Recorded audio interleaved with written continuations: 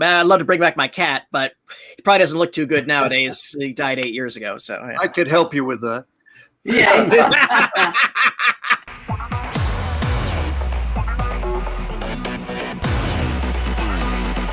Welcome, friends and fans, to another edition of GalaxyCon Live, where we are bringing the convention experience directly to you.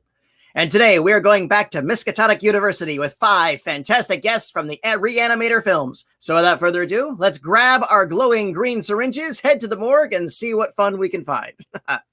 Our first guest is a writer, producer, and director whose body of works includes Honey, I Shrunk the Kids, The Guyver, and the Dentist film series, and more.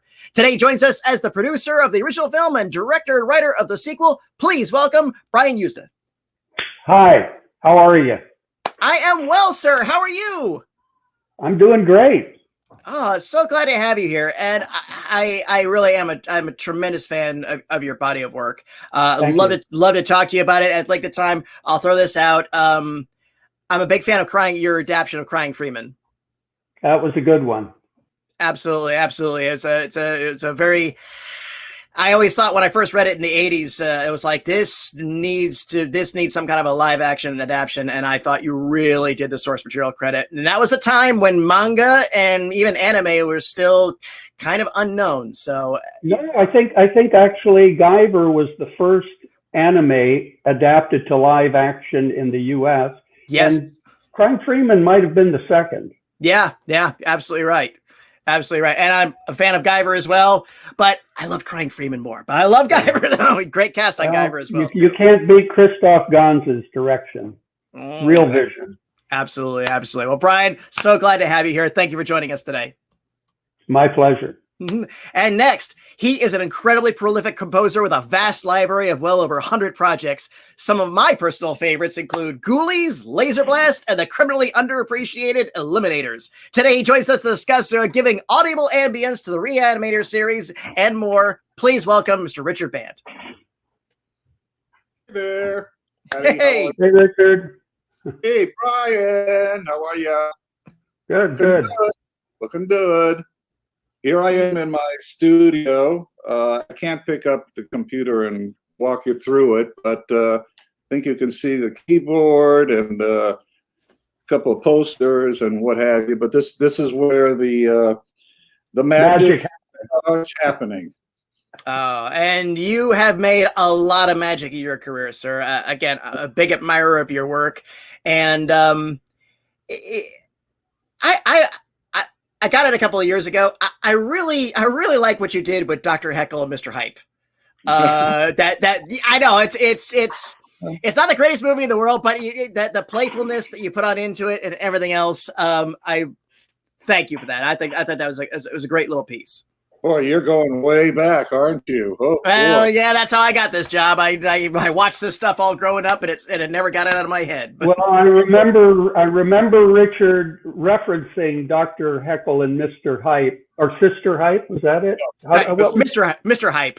Mr. Hype, when he was working on the script, the score for Reanimator, actually, and he referenced it and said that the producers or director had, he thought, erred in not letting him write any kind of lighter themes, kind of more humorous themes, and he felt like Reanimator needed to have that element because, of course, of how Stewart had directed it already with a great sense of humor. Mm-hmm. And I always remember that comment by him. Yeah, well, like I said, it goes back a long ways, but the director, Charles Griffith, actually, interesting fellow. He actually wrote the original Little Shop of Horrors, the black and white Corman version. With Jack Nicholson's very first role. Yep. Going into a dentist's office, a guy who loves pain. Yep. And it was one wacky film. But how could you pass up, even as wacky and crazy? How could you pass up something starring Oliver Reed? Right. I know. I mean, come on, Oliver Reed is a demented podiatrist. That's crazy. Well, Richard, so glad to have you here. Thank you for joining us today. Sure. And next, she is an actress and writer whose body of work includes Robot Jocks, Fortress, and Space Truckers. Today, she joins us to discuss the role of Dr. Harrod and so much more from her perspective. Please welcome Carolyn Purdy-Gordon. Hi, Hi. everybody. Hi. Hi, Carolyn. How are you? I'm fine, thank you. Thanks for inviting me. Oh, of course. Good to Of be course. here. Again, your appearances in these films, and of course your family relationship with one of its architects, of course, well known. And someday I'd love to hear about some of your early days in theater that you and Stuart were doing, the experimental stuff. Oh, I think she froze. Yeah, we had a Frozen. theater company in Chicago for 15 years. I'm sorry? I'm frozen? Yeah, you're unfrozen I don't now. feel You're frozen. good. Okay. Okay. Anyway, we had a theater company in Chicago for 15 years called the Organic Theater Company. And we did all original work, and we did a lot of touring. We toured Europe a couple of times, and we toured the Western United States. And we did a lot of, we did exclusively original plays or original adaptations of classics like The Adventures of Huckleberry Finn, things like that. Very nice. I don't very know what nice. else Carolyn- I can tell you about it. Now, No, Patty, you're that- frozen. Oh dear. All right. Well, one of us will unfreeze. I'll bring on our next guest. She is an actress and producer shock whose you? body of work. No, Come back to us, Patty. I'm here. I think you're the one frozen. But let me bring on our next guest. She's an actress and producer whose body of work includes The Young and the Restless, Puppet Master, and Chopping Mall. Today, she joins us to discuss the role I of can Megan go Halsey. on and say, Please welcome Barbara Crampton. Hi. Hey, How are you? we are well. How are you? Great. You have the best radio voice with a nice face too, Patty. Oh, my 80s horror crush just thought I was cute. Barbara, Totally. how are you? Very well. Happy Memorial Day weekend. Indeed, indeed. Happy weekend to you as well, and to anyone in our audience. Thank you, and anyone of our former servicemen. Thank you for your service as well to our country. Barbara, again, maybe sometime we can sit one-on-one. I'd love to talk to you about your greater body of work. You've done some very solid stuff. I mentioned Shopping Mall. Again, another fun one that I think is. I'll say it's undervalued, and I'll leave it there.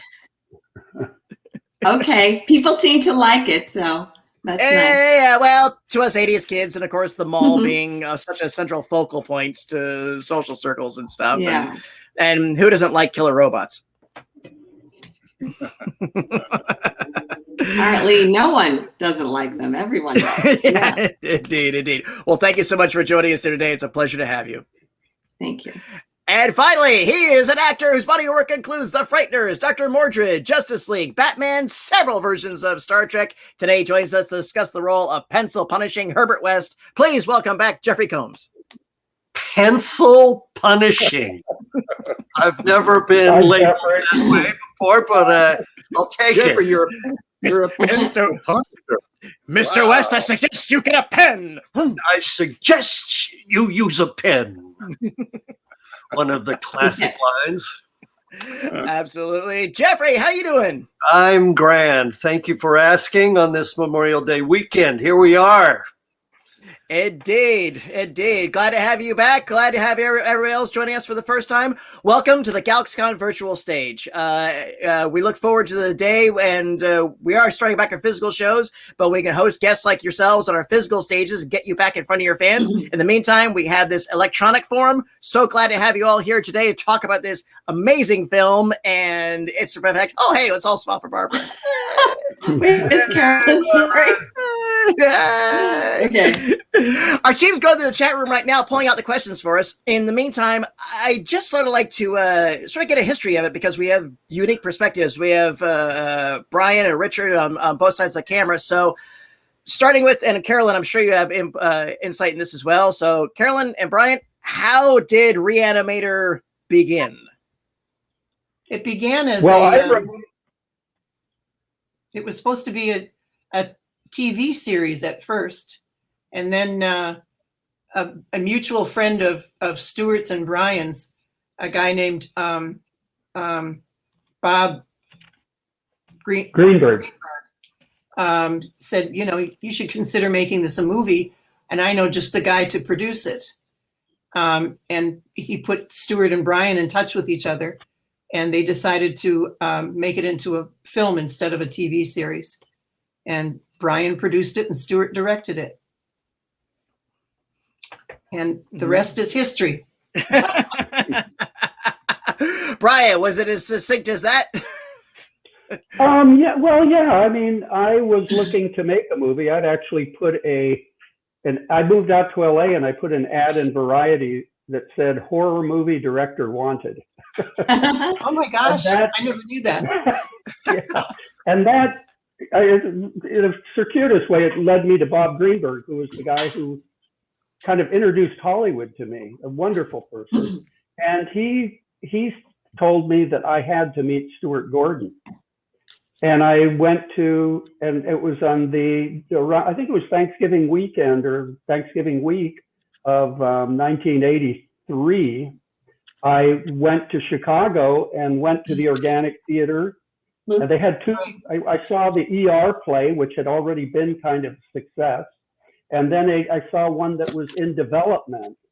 And I was very impressed by Stuart and how he talked with the audience. And then I went up to Carolyn cooked us a dinner, and we up in their apartment, and we sat at the window and drank beer and talked about horror movies, and decided, he said, I have an idea to make, about H.P. Lovecraft's Re-Animator.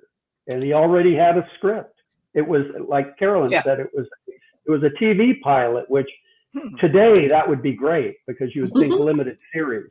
Back then it was like, oh, really? I don't know. I don't think so. Right. But I wanted to make a movie. And believe it or not, within 6 months, within 1 year, 12 months later, almost to the day, we began shooting Reanimator in LA right after Thanksgiving. We shot the day after the Monday after Thanksgiving until I think the 23rd of, I think it was the 23rd of December. It was a 16-day shoot. But yeah, it was started right there in the Gordon's apartment in Chicago. Wow.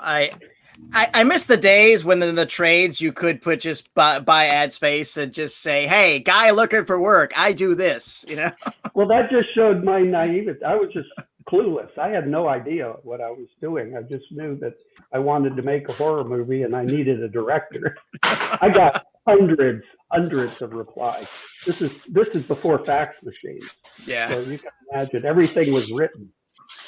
So, and Jeffrey, Barbara, how do you find yourselves to be cast in these iconic roles? Barbara? Well, I was not the first person cast in the role. There was another girl that was cast, and her mother read the script, and then she said, you're not doing this movie. So they had to have an additional casting session, and I was brought in with a number of other ladies, and I read with Jeffrey and Bruce, not knowing that they already had the parts, and thinking at the time, oh my God, these guys are so good. I hope they get the parts, but they already had them. So basically they were just looking for somebody that would have chemistry with these two guys who were already cast. And I remember being in the casting session with our casting director, Anthony Barneo, and reading a few scenes, and then being asked, with the guys and with Stuart, and then being given some direction by Stuart, some adjustments, and then and my son is in the background. That's my son. He's home from college. That's Luke. Anyway, what's his name? All right. That's Luke. Yeah, he's home from college. I can't hear you, but he's having 5,000 people say hi, Luke. I know. Well, it's 1 o'clock in the afternoon. This is when, kids get up these days. So he's having some cereal. Anyway. It's when I get up these days. Yeah. So he's laughing a little bit in the background. Anyway, I was given some adjustments. We had to go back out and talk about it and think about it and work on it individually. And then came back in and did the scenes over and over again. And I feel like I was there. I don't know if you remember, Jeffrey, but I feel like I was there for a couple of hours. It seemed like it took a long time and maybe they were telling other gals to go home, and then there was just a few of us left. But I kind of remember at the end, it was just me, maybe. I don't know if there was any other gals there. And then you guys, and then I think it was later that day or the next day, they said, you have the part. Right. What do you remember from that audition, Jeffrey? That Well, for me, my audition, because you already had the part. Honestly, I don't recall all of that. Oh, I have You kind of don't recall? I have a different It was at the church on Highland, right? right. This is how it went for me. no, I wasn't at the church on Highland, but go ahead. I was on La Brea. There was another little maybe that was Anthony's office. Yeah. No, the La Brea one was the old Full Moon offices. They were on Fairfax, weren't they? Was it Fairfax? I don't know. It was some small office. Yeah, maybe. It was a teeny tiny office. Yeah, it was on Fairfax before they moved to La Brea. Anyway, Okay. That's right. I was doing a play, and Anthony Barneo, the casting director, for some reason came and saw it. I think one of the other actors invited a bunch of casting directors. And so he said, I'm casting something you might be right for. Okay, yeah, sure. And he came through with an audition. I met Stuart. I guess he liked what I did in my reading, and I got a call back. That's where I met Brian at the Methodist Church up there at Highland and Franklin. And that's also where I met David Gale. And then after I got the part, they said, okay, it's yours. They asked me to come in and read with a bunch of potential Dans and potential Megs. So Was it at that point then? But then, I guess they must have had a Dan. They must have hired Bruce by then, and then mine was a different session.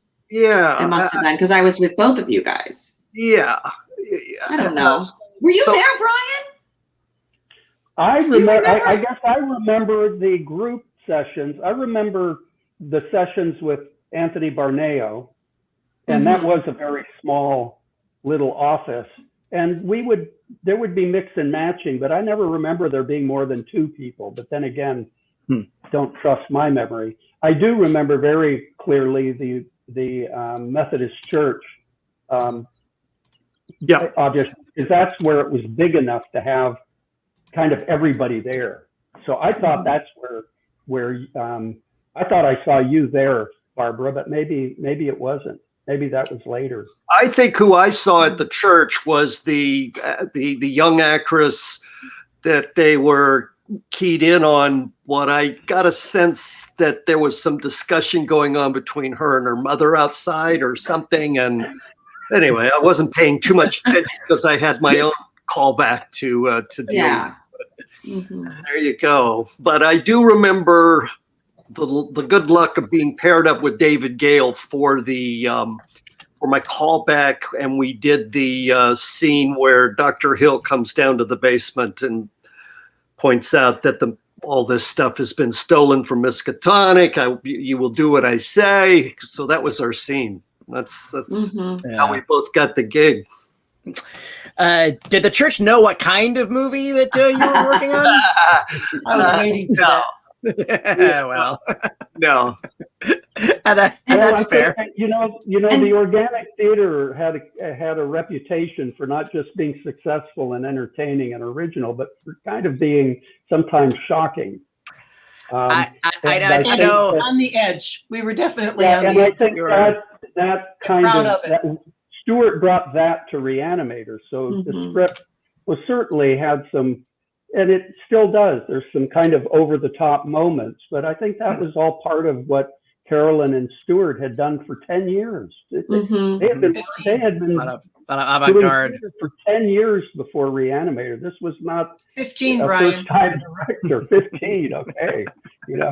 I mean, imagine that. We're used to a first-time director on a horror movie being someone who's like me and has no idea what's going on. But instead, you end up with all this wealth of experience and in the right direction for what the genre was back then. Yeah, absolutely. And Richard, were Were you always on deck to do this, or did you come after principal photography? At what point did you step in? It came later on. I remember very distinctly before I was on the project, going over to Stuart and Carolyn's, to their house actually, and Stuart and I had met very briefly in one of those offices, but then we needed to discuss the approach and all of this, stuff, and see if we were compatible creatively and all that.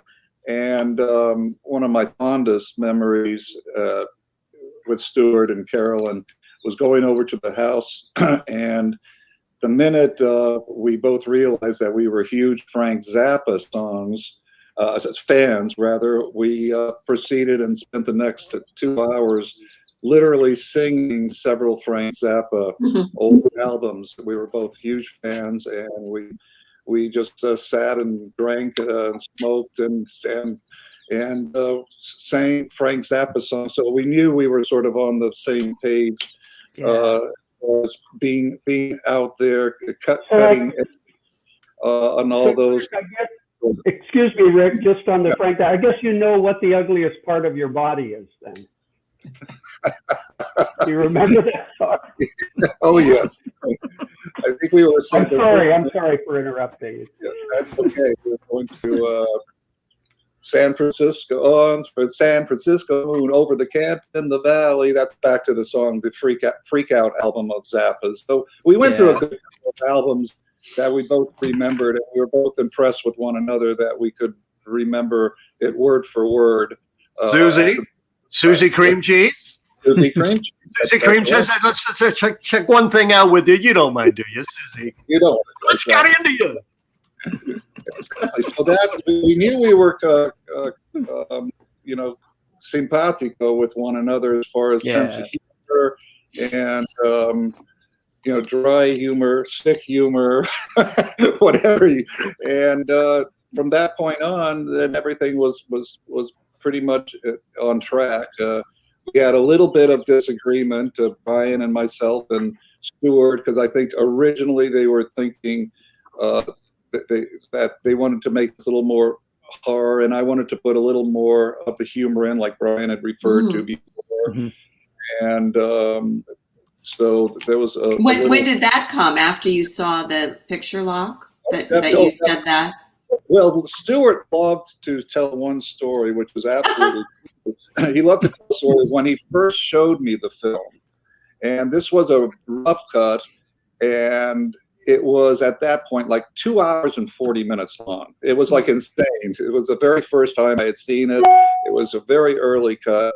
And Stuart, I can't tell it the way he did, but it is what he did. What he told was very true, where we were sitting looking at it in the theater, and he kept looking over to me, and I had this very pensive look, like I'm looking and concentrating and trying, and he kept looking over, and soon enough, after about an hour and a half, he noticed that I wasn't so much thinking as I had fallen asleep.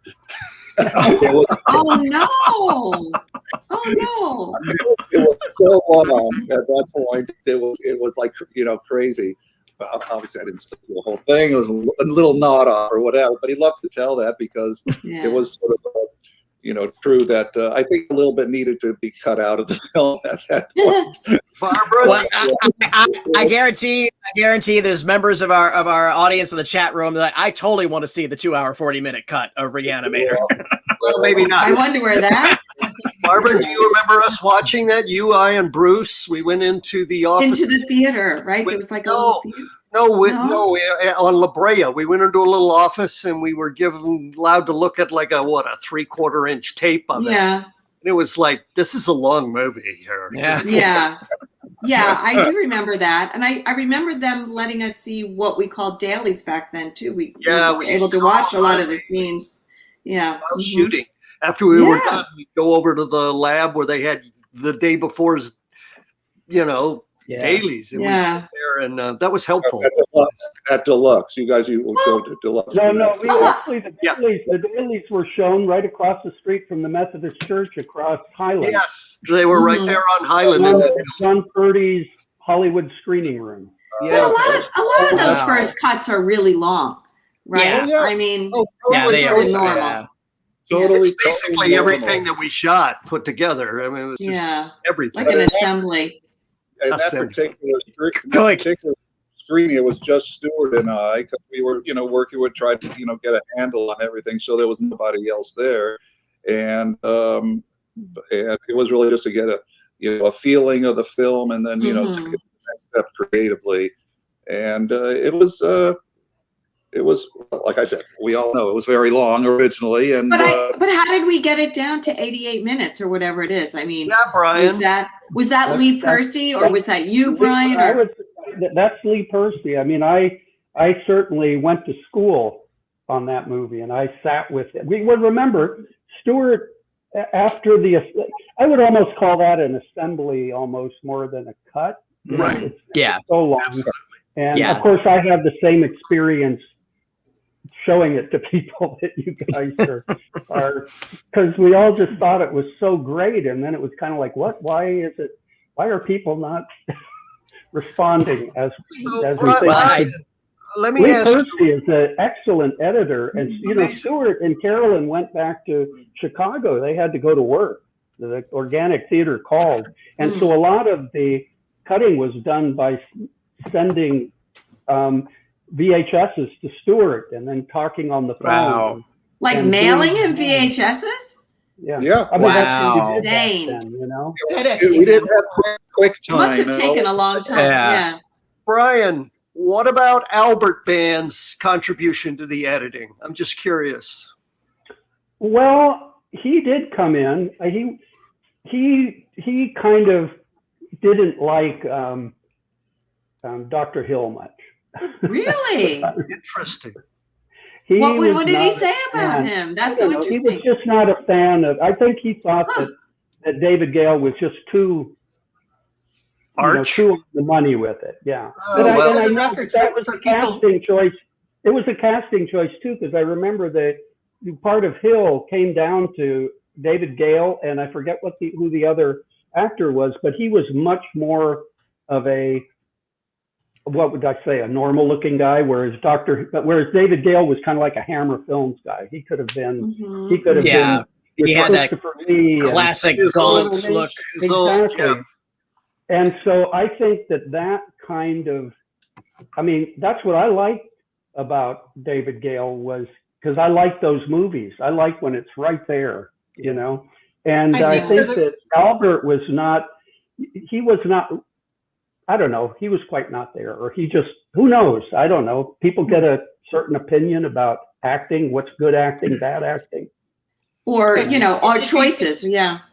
It should be pointed out for the people who don't know this already.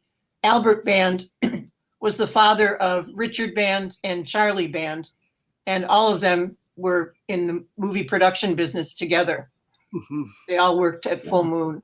Albert was John Huston's assistant back in the day. Right. Yeah. And took Charlie and Richard to, you moved to Italy, didn't you, Richard? And when all those gladiator and spaghetti westerns were being made. Yeah. That was our upbringing. First to Sweden, and then after that Wow. to France, and then 11 years in Rome, where Jeffrey Wright, where that was when it was the Hollywood of Europe, and where all the spaghetti westerns were at their height, as well as all of the Hercules type movies. So Yeah. my It was.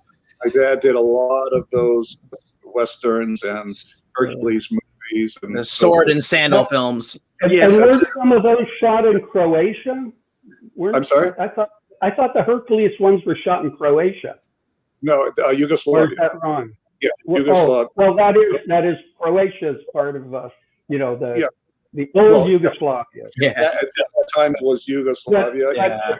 Europe, Richard's brother Charlie was. even though we were based in Rome and lived in Rome, a lot of the shoots that were done in either Yugoslavia, other parts of Italy, Spain, up 2 or 3 times in Spain. So, Europe was all very close, so we would go, to various locations to actually do the shooting of the film. But didn't Go ahead, Brian. Go ahead.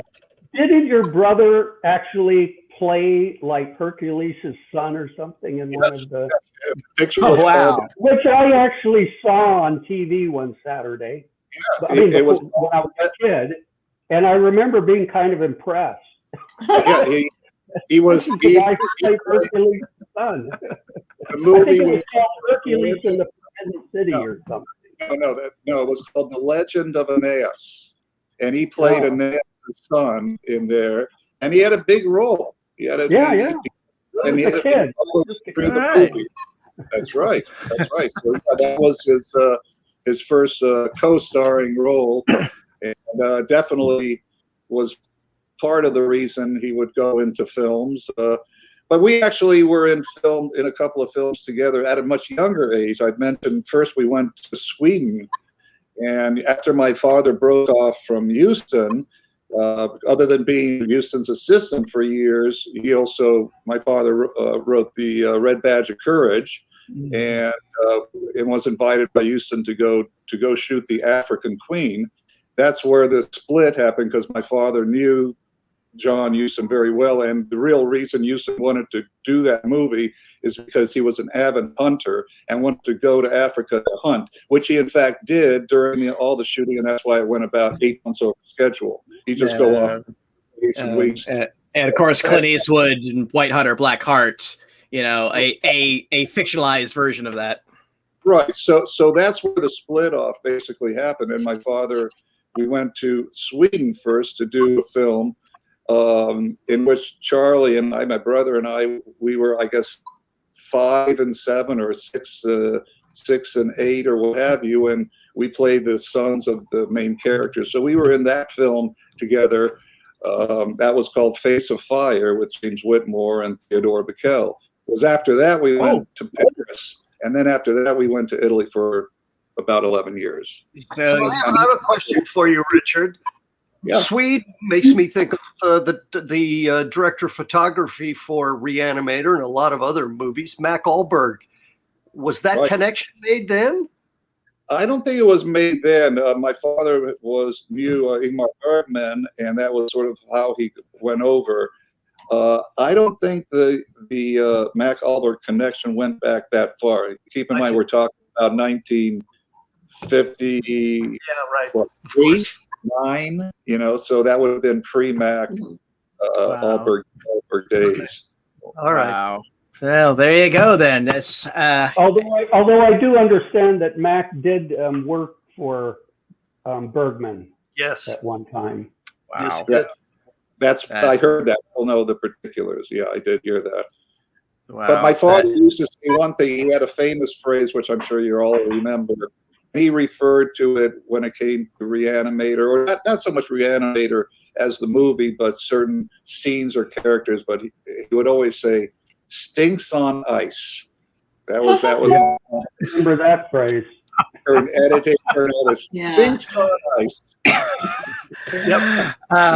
Richard, why did you guys come back to America then after you were there for so many years?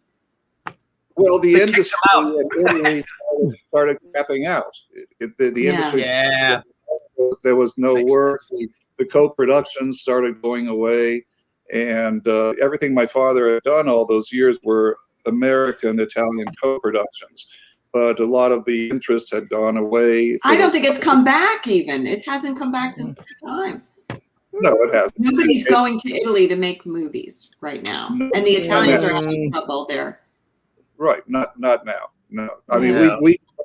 we tried to resurrect it at a certain point when Charlie bought De Laurentiis Studios, and we were doing films. You were both in Castle Mhm. Free, Yeah. films like that over there. But it didn't. That resurrection on a large scale never came to be. Unfortunately, because they're great filmmakers, they're great artists, and it's a great industry. Maybe it'll come back, in the future. I would hope so. I love it. I mean, it's I'm biased. And Well, Phil. Plus, my first major inspiration when it came to music and specifically scoring for films was when I was about 11 years old and walked into the scoring stage where the music was being recorded for one of my father's films. And lo and behold, even though I didn't know it at the time, I'd find out about a year later, the composer, there were 3 composers. The main composer was none other than Ennio Morricone. Oh, And, wow. and that influenced me, that seeing the orchestra record the music for one of my father's films blew me away. And that was one of the inspirations that would bring me back to it 12 years later or what have you. And I'm glad you speak of inspiration and influencing, because there's no doubt that Re-Animator and its sequels and From Beyond, which I've always considered a spiritual sequel to the whole series, has been a tremendous influence on modern horror. I mean, every guy I know who is independent filmmaker, it's always roads always come back to the influences. Like they always say, "Oh yeah, Reanimator just sparked so much." And on behalf of them, on behalf of everyone who's just enjoyed it, I thank you all tremendously for being a part of this series. I really do. I thank you for your talents. Thank you for your performances, and I thank you for your professionalism in creating this jewel. Because I do consider it to be his way. It's a jewel of guerrilla and independent filmmaking, and it has stood the test of time. Thank you. I would say that in an amazing way, it has held the test of time. It was done a long time ago, and yet it still feels like fresh. There's very few things in it that make it feel dated, actually. No one's picking up bad cell phones. There's no awful CGI going on. The big brick ones. So there's nothing sort of pinpoints it, which I really appreciate about it. And remember, there's no cars. There's no exterior scenes. Right. Strictly because of budget. Yeah. You don't even have and you don't miss it. You don't notice it. Car in it. Huh? Right. You don't. Maybe that's good in a way. Indeed. Yeah, and something that's happened over the last few years that I've noticed with some of these over-the-top films is that people are, they're self-referencing like in the film, but we played that completely straight the whole way. I mean, it was just really real. And you see people when they do these over-the-top comedies or whatever, there's like a commenting about it, or you almost feel like the characters are outside of it. Sort of winking at the audience. There was none of that. There's no smirk in the film at all. No, it's very real. Which makes it funnier. Well, Totally. To step outside your character and camp it up. He hated that. No, absolutely. Stuart hated that when you camped things up? Yes, if you stepped outside of your character and went, isn't this funny? Isn't this cute? Right. Yeah. No, there was none of that. If you were going to get the audience engaged and laughing, even you had to be completely committed and serious about the character. Right. No, and even on the set, I mean, Stuart was always goading us into trying to be the best that we could be every moment, and talking about the scene at hand and where we were and what we're doing and what kind of emotion he wanted out of us. And I don't find that all the time with every director, but with Stuart, I mean, he was really in there with you, with your performance, really helping you and guiding you the whole way. I mean, I really feel like he had a firm hand in all of our performances, definitely with me. I feel like Jeffrey, has this vision of whatever Jeffrey magically was doing on screen just took on a life of its own. But for the most part, I felt very, very intensely directed by Stuart, and I think that when you watch a Stuart Gordon film, you do see committed performances, and there's a certain flavor or essence that always comes through in a Stuart Gordon film. Well, he was a tremendous storyteller. He really story was so important to him. Yes. What happened? Character. What are these characters doing? How do they feel?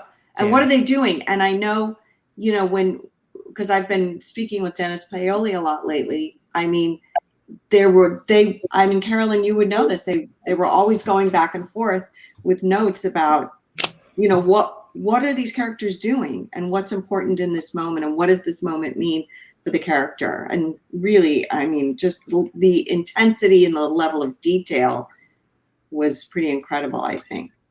And speaking of questions, let's see how many we can get through our audience before we wrap this up. But I have thoroughly enjoyed this conversation. This has been really fantastic. We could go on and on, couldn't we? On and on. No worries. This has been thoroughly entertaining. But let's go ahead and roll our first question. And this is going to come from Dustin. And Dustin wants to know if you could reanimate someone without any consequences, would you? Well, of course. Without any consequences, I don't know. I don't even care about the consequences. Maybe what he means is that if the reanimated subject wasn't weird. Yeah. Of course you would. Yes, that's what medicine does. Sure. Of course. Yeah, I think that's kind of Bring across back the board. one of your loved ones. Yes, sure. Bring back my. Well, I guess you'd have to be there right when it happens. I mean, I'd love to bring back my cat, but he probably doesn't look too good nowadays. He died 8 years ago, so yeah. I could help you with that. Yeah. Justin, thank you. Great question. What do we have next? Here's one from Bree. Ooh, what was the most fun practical effect used in the film? And basically they were all practical effects as far as I'm aware. Yeah. I have one little story I could tell about that. Please. I remember on one of the last nights of filming, it was right before Christmas, and I think we shot for many, many hours. And maybe I don't even know how long, 6 hours, whatever, 8 hours, just because it was like December 23rd. Towards the end of the film, right before we get to the elevator, Bruce Abbott's character kind of tackles some zombie, right? And he pulls something out of his eye, and it was an eye. And it was an actual cow eye that had been in formaldehyde, and it looked, I guess, human enough that they decided to use that. And like, I love special effects and I love blood and everything like that, but seeing a real cow eye really affected me. I couldn't take it. It was scary. And Bruce was holding the cow eye, and I could barely look at it, and he was holding it, and it was just so intensely disgusting to me at that moment. It really made me feel like I wanted to, the classic expressionistic film on Shendalu, the famous eye slitting scene. They used a cow eye in that. Oh, so yeah. I just remember that cow eye. It just stuck with me. What about you, Jeffrey? How could it not? You remember something? Well, in your theme, I do remember that the scene where you shouldn't have been in there, Meg. Huh? You should have been into my room. You went into my room. Yeah. In the fridge. Yeah, it was in the. And you look into my refrigerator, and that was a real dead cat. I remember going out to the car, and the person who had brought it opened up their trunk, and there's a dead cat. There's a real dead cat, and that's really the only shot in the whole movie where it was a dead cat. There was Where a did real. we get it? Wow. Where did we get it? Probably the Pound. They said you have a dead black cat. Can we? Yeah. Well, I But remember everything else was puppeteering and quick cuts. Right. And Yeah, that's fair. I remember your line. He's been brought back to life twice. Don't expect him to do the tango. Don't expect it to tango. Yeah. Oh, very nice. That was the puppet. Right. Right. The question from Bree was, what was the most fun practical effect? I don't know if that was either one was the most fun. It's just the most memorable. That's fair too. But the fun, hey, Yeah. wait, I have another fun one. Please. How about the one that we had to reverse the film because it was at the end with the suitcase, the doctor's bag, and it was the intestines, right? Yep. Coming out. Yeah. And what was it grabbing? I forget now. I had me. It was grabbing me. Oh, it was grabbing you. Yeah. I had to act backwards. Right. So Okay. So they did what the they did reverse is of they that. on wrapped film. it around me and then pulled it away on action and then reversed the film so it looked like it's leaping out and wrapping me. Yeah, I thought that was cool. But it's not that simple. You have to go from tense because you're doing it backwards. You have to go to the tense like you're all tied up, and then as it's pulled away, go relaxed, so that when it's run and forward, Yeah. it looks like I'm relaxed, and then oh my Right. God! So And then shocked at the beginning, yeah. dyslexic sort of adjustment, Right. Yeah. I've had Wow. to do a couple of scenes like that, reverse, scenes like that. You have to have something mental in your mind about how to figure out how to play that. Yeah. But I thought on screen it looked good. On screen it looked great. Yeah, it looked great. Yeah. Name of my autobiography: Acting Backwards. Yeah. Hey, nice. Bree, thank you. Fun question. I think we have time for one more. Let's see what we have That's next. it. One more question. Oh my God. Yeah, I gotta. Where are we? I'm gonna. Yeah, I know. We've had so much fun here. This one from. Well, let's see how fast we get through this one. Maybe do one more from Mars. What is something that you haven't been able to do yet in your career that you would like to do? Oh, wow. Jeffrey, go ahead. There's too many things. I can't think Too of many one. Just, I'm a lover of films of all genres. And so there are some genres that I haven't been able to, jump in and try my hand at. I've always thought I'd like to be, of all things, like on a really good sitcom. Yeah, comedy. I was going to say that. I mean, Yeah, why a not? character. What I would like to do is make a limited series. I want to do 10 hours. Yeah. And I don't know why I haven't been able to. Right. But it's I know. not You've been for lack working of really trying, hard. But, I just think that's the best thing right now. Yeah, is to think right. You can just tell the story over 6 to 12 hours. What a great thing. What about you, Richard? Oh boy, I'd like what I haven't yet been able to do, even after 42 years, is do a score where I don't have to worry about the budget. Yeah. There is that, isn't there? How do you make it great and then, do it on a budget? Yeah. That's always, hard. that's part of the creative process. And I think overall, it has served me well over the years. But it would be nice just once to, be in the John Williams category where, you need to go record with the London Symphony for 2 or 3 weeks. No problem, Yeah. $4 or $5 million just for the music budget. That sort of thing. That I haven't had yet. Even though I've done some scores, it's always, with symphonies and all that. It's not the same. It's it'd be nice not to have to worry. Sure. Yeah. What about you, Barbara? What about you? Well, wait, I want to hear from Carolyn. What about you, Carolyn? Are you still invested in doing parts or acting anymore? Do you feel like you're kind of retired from that now, or I'm kind of retired from that now for the most part. I think if there's anything that I would like to have done in my career, I would have liked to have been a ballerina. I would have liked to be in a ballet company.